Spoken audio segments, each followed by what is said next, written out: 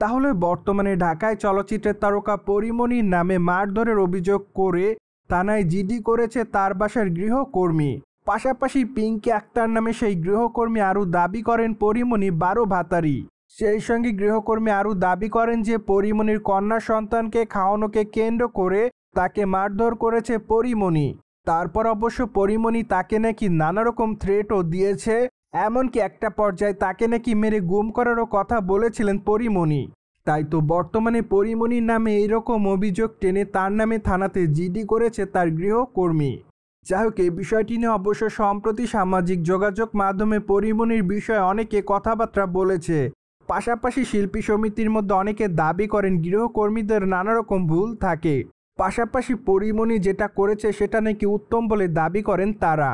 তাই তো বলাই বাহুল্য যে এক অংশ পরীমনিকে সাপোর্ট করছে, আবার আরেক অংশ পরীমনিকে নিন্দা করছে, যার প্রেক্ষাপটে আপাতত নেটিজেনদের কাছে ব্যাপক আকারে সমালোচনার শিকার হয়েছে পরীমনি। অন্যদিকে আপনারা সকলে জানেন যে ঢাকায় চলচ্চিত্রের দর্শকপ্রিয় নায়িকাদের মধ্যে অন্যতম পরীমনি।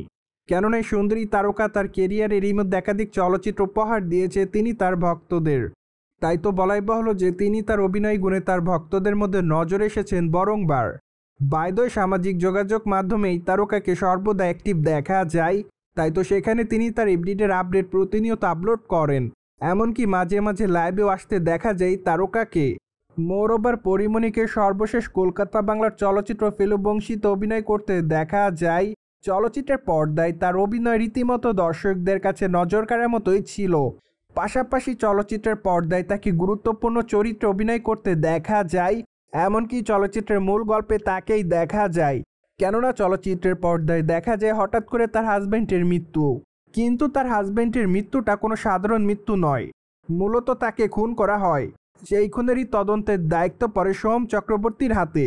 তাই তো বলাই বাহুল্য যে অনেকটা ব্যতিক্রম গল্পে অভিনয় করতে দেখা গিয়েছে এবার পরীমনিকে। সো ভিউয়ার্স, জেনে তো নিলেন সম্প্রতি কী কারণে পরীমনির নামে থানায় জিডি করেছে তার বাসার গৃহকর্মী। আর এই বিষয়টি নিয়ে আপনাদের কোনো মতামত থাকলে কমেন্ট বক্সে জানাতে ভুলবেন না। Subscribe our channel for more update.